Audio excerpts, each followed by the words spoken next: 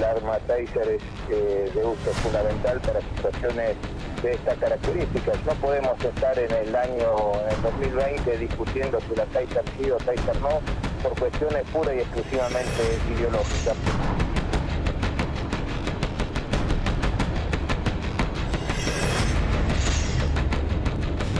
La alternativa que viene un tipo con un cuchillo, es dispararle con una 9 milímetros y matarlo. Con esto él le da una descarga y él queda neutralizado y el policía puede actuar.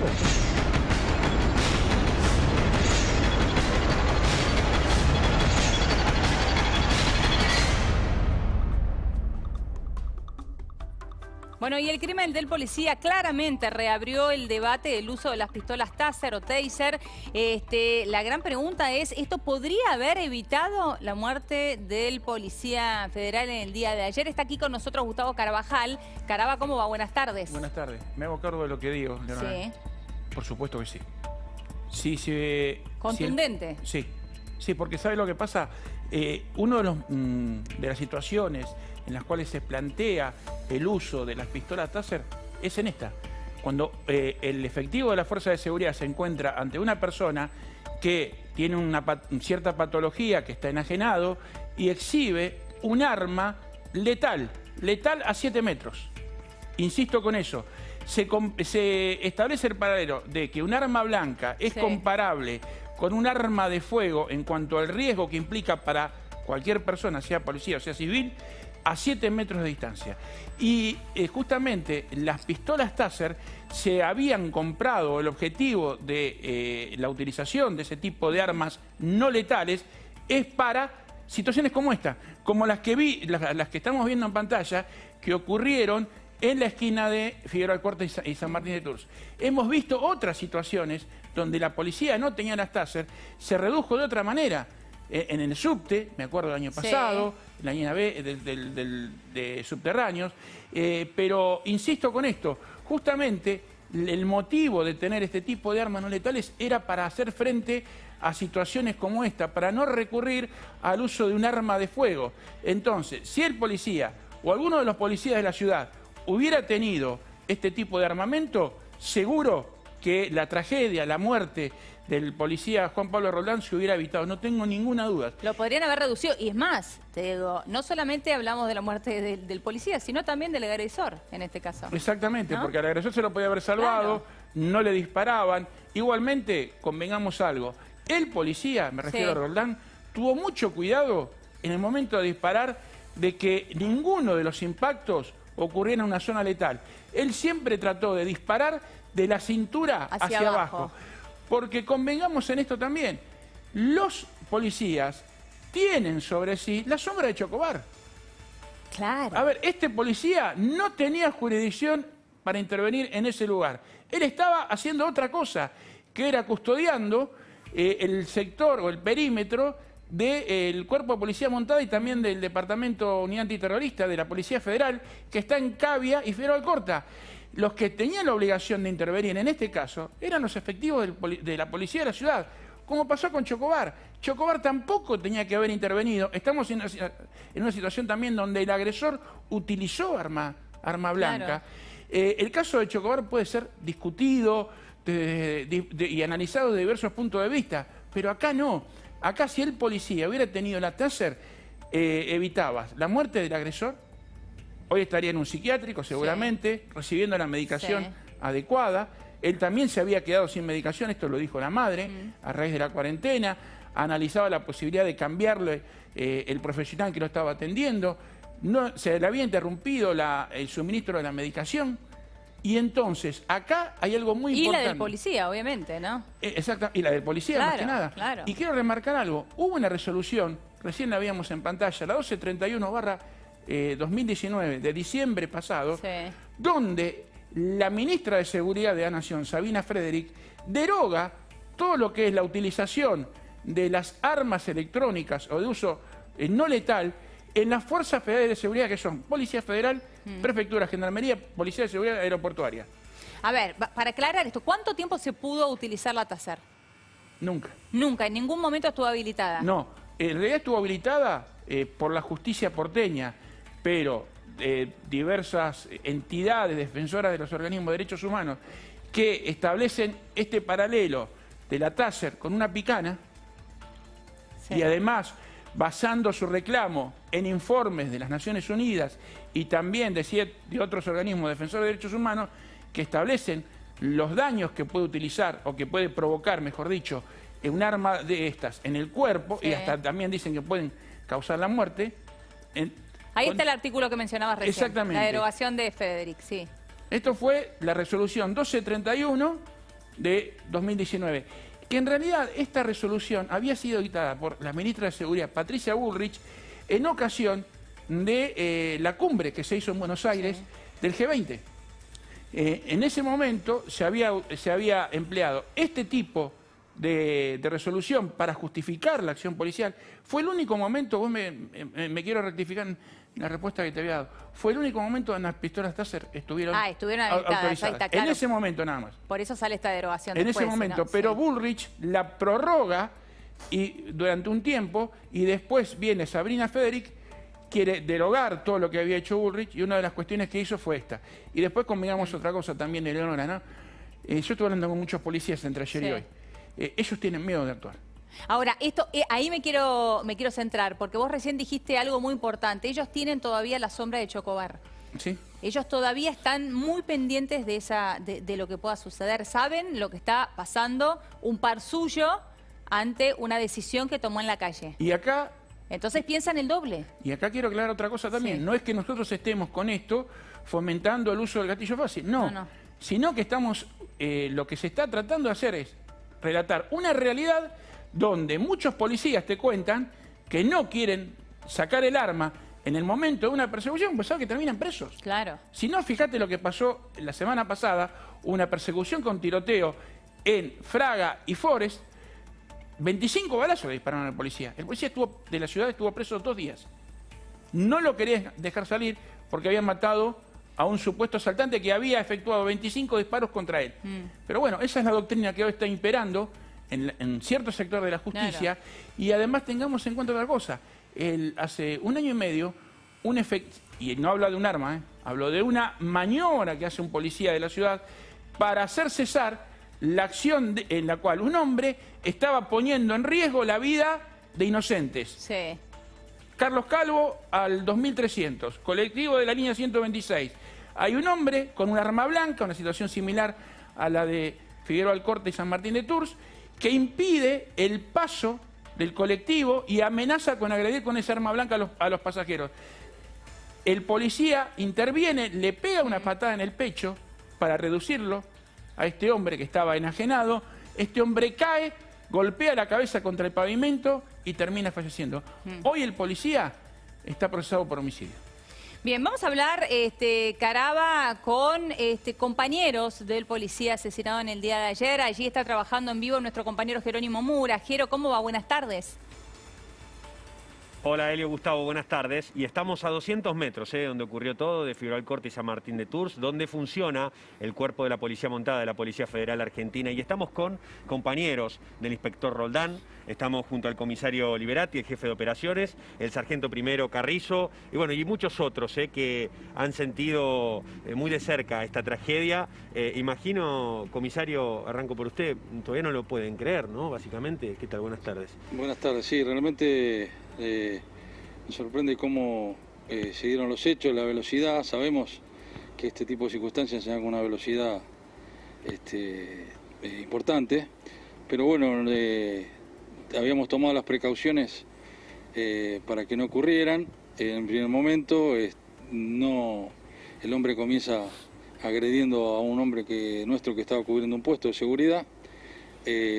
Hasta ese momento lo teníamos controlada la situación, dado que tenemos una reja. Se le ordenó a todo el personal que conforma la guardia de esta unidad no acercarse a la reja, no abrirla tampoco, ni responder a ningún tipo de amenaza que esta persona hacía, ¿no? Tratando de entender si se trataba de una persona que estaba fuera de sus cabales. Él se empieza a desplazar, por lo tanto, por el recorrido que está sobre Alcorta hay mucho tránsito de personas. Eso nos empieza a preocupar, por lo tanto, en primer momento nos dirigimos a al puesto de Casares y Alcorta, y ya no lo vemos ahí, porque en un momento dado el hombre que estaba en el puesto por medio radial modula que estaba en prioridad, que tenía ese inconveniente, y bueno, empezamos a ir en apoyo, entre los cuales fue también el inspector Roldán. Al continuar con la precaución el camino que este hombre hacía, el itinerario que iba haciendo, lo fuimos siguiendo desde adentro hasta que llega a la esquina de Alcorta y Cavia, donde empieza, lo estamos viendo, ahí por otro medio radial de Policía Federal yo comunico esta situación para que me envíen apoyo de ciudad, que tienen los vehículos, los móviles recorriendo, y en ese interín entre que yo modulo pidiendo apoyo, vemos al hombre en la esquina, y ya Roldán había salido a los efectos de identificarlo y de tomar las precauciones, temiendo que atacara a otras personas, porque se dio en la esquina que tuvo un intercambio de palabras y podía pasar la hostilidad en cualquier momento con un señor que nosotros conocemos hace más de 20 años que se dedica a vender lapiceras y cosas en la esquina, un vendedor ambulante, completamente inofensivo, y tuvo un altercado. Entonces, todos temíamos esa situación de que terminara atacando a otra persona. Es así que sale hoy Roldán y se encuentra con un móvil, da la novedad, le dice al móvil de ciudad, y bueno, nosotros interpretamos que era el móvil que habíamos pedido oportunamente, y ahí para mí se termina la imagen, porque yo salgo y en ese periodo no lo veo al inspector. Cuando ya llego a la esquina, vuelvo a hablar con el vendedor ambulante, y no lo veo Roldán, por lo tanto tomo contacto telefónico, y él me dice: no, jefe, no está por ningún lado. Él lo que quiso hacer fue como ir escoltándolo, claro, para que no agrediera a otras personas, y ni se agredía a sí mismo, porque no sabíamos por dónde iba a salir, claro, con qué reacción. Entonces le digo que me espere en el lugar, pero de ese momento hasta que ocurren los hechos, evidentemente lo vuelve a identificar, lo vuelve a encontrar, y se va juntamente con el hombre que lo acompañaba, el inspector, tratando de acercarse al hombre para ver si podían llegar a un contacto verbal, ¿no? Y físico, verbal y visual, ¿no? Que es una de las etapas que nosotros llamamos el uso racional de la fuerza, que es de aplicación para toda nuestra institución, ¿sí? Racionalmente ir elevando los niveles y la resolución está en manos del atacante, ¿sí? Entonces, al comprobar que el hombre no estaba en sus cabales, que decía que, ya lo había dicho en este puesto, que él por designio divino tenía que matar a un policía, cosas así, entendimos que no estaba en condiciones de poder negociar. Pero de todas maneras se acerca y le dice, el hombre toma el cuchillo, lo saca de la mochila, así con una clara intención de atacar, pero había muchas personas alrededor, por lo tanto Roldán le dice al hombre que lo acompañaba: no desenfunde la pistola porque hay mucha gente. Entonces el hombre se abalanza y Roldán recién desenfunda cuando ya lo tenía encima, prácticamente, sí sobre sí, porque ya no tenía otra alternativa que tratar de neutralizar la actitud del atacante.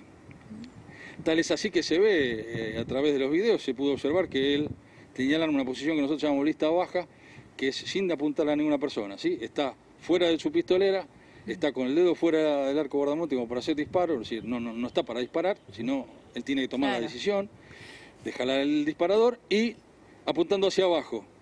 Entonces tal es así como estamos viendo el hecho, que el hombre se abalanza sobre los dos, tratan de ganar espacio hacia atrás, porque en lo que es este combate próximo hablamos siempre de algunas reglas, como por ejemplo la distancia es mi amiga. Sabemos que cuanto mayor distancia, menos posibilidad de que nos lastimen tenemos. Ahora, Liberati, y menos posibilidad de lastimar nosotros al otro. Liberati, sí. ¿Cómo le va? Estamos aquí atentamente escuchando su relato. ¿Cómo le va? Quería preguntarle, si en ese momento Roldán hubiese tenido una pistola Taser, ¿la historia sería otra? Sí, seguramente, porque el elemento de la pistola Taser lo que permite es neutralizar la actitud, la reacción física del atacante, lo neutraliza, lo deja sin energía prácticamente inmovimiento, lo que hace que posiblemente se caiga, y en ese momento la sección hostil, él va a soltar el arma que tiene en la mano, nos va a permitir a nosotros llegar a él y asegurarlo, es decir, esposarlo, sin que llegue a consumar ningún tipo de agresión. Claro, y sin dañar también al resto de la gente que estaba ahí, ¿no? Que es algo que usted marcó también. Exactamente. Justamente Roldán, como siguiendo las reglas en las que nosotros capacitamos a nuestro personal policial, él siguió la regla de observar qué hay detrás del blanco, ¿sí? El blanco hostil era este hombre armado, pero detrás de él estaban las mesas del bar. Por lo tanto, él expuso su vida para evitar que haya un tercero circunstante lesionado. Es decir, doña Rosa, si estaba tomando un café ahí, era un tercero circunstante, no tenía nada que ver con el hecho y podía terminar lesionada. Es por eso el que se va para atrás y lo aleja de la zona y cumple con ese requisito, cumple con el proceso que dijimos del uso racional de la fuerza, y tal es así que los disparos van a zona baja porque él en ningún momento apunta al pecho del atacante, que podría haberlo hecho si se sentía en peligro. Es decir, actuó con coraje, con abnegación, dándonos un ejemplo a todos los camaradas, ¿sí? Comisario, y a la sociedad toda. Señor. Sí, lo entiendo, comparto su angustia también, porque da pena ver cómo una persona que se juega la vida por el resto de la gente justamente es asesinado en un hecho como este.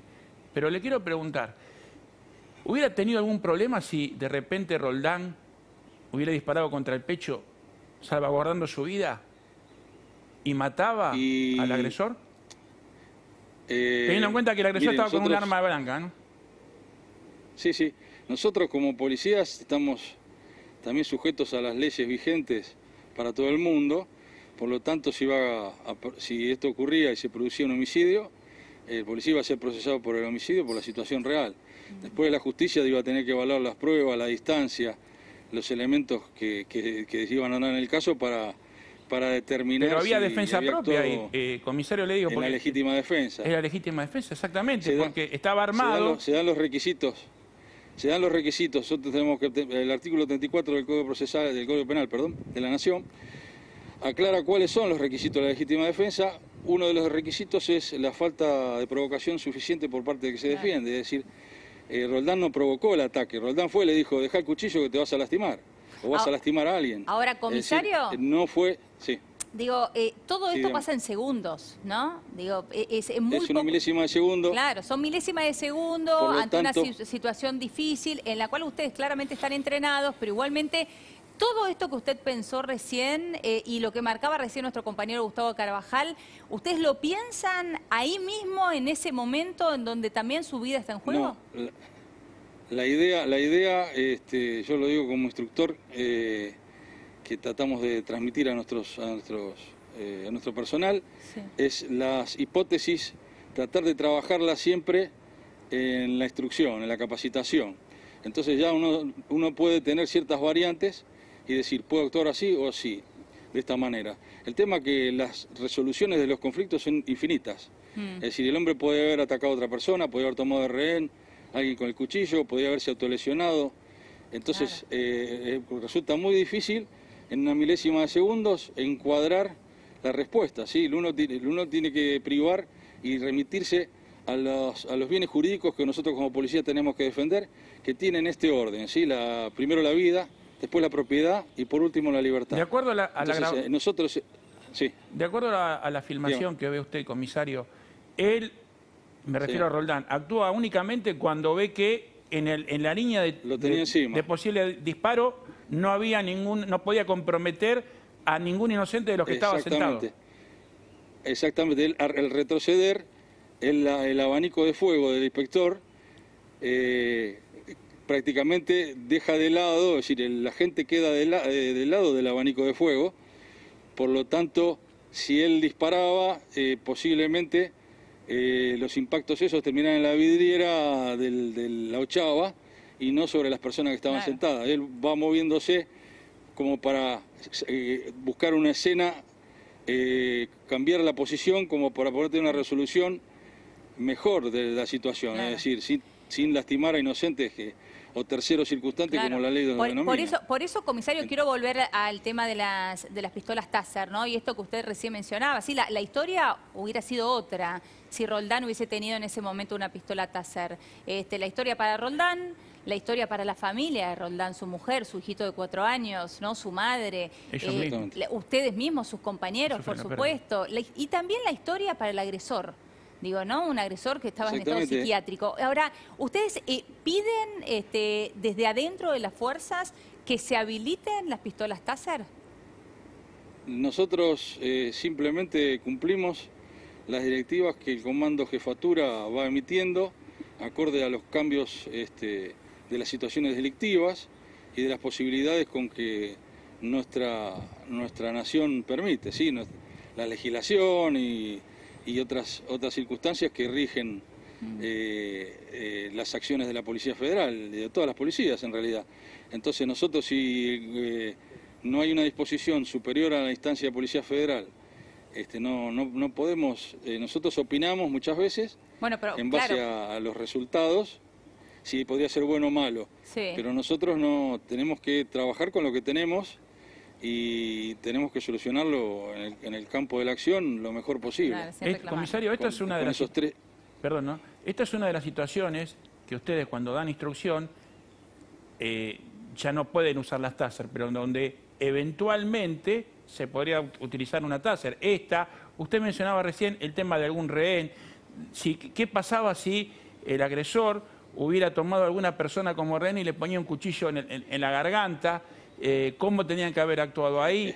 En ese caso tenemos protocolos de acción y pasan a operar los grupos especiales con gente absolutamente capacitada en distintas áreas, como el grupo de asalto, como los francotiradores, como los negociadores.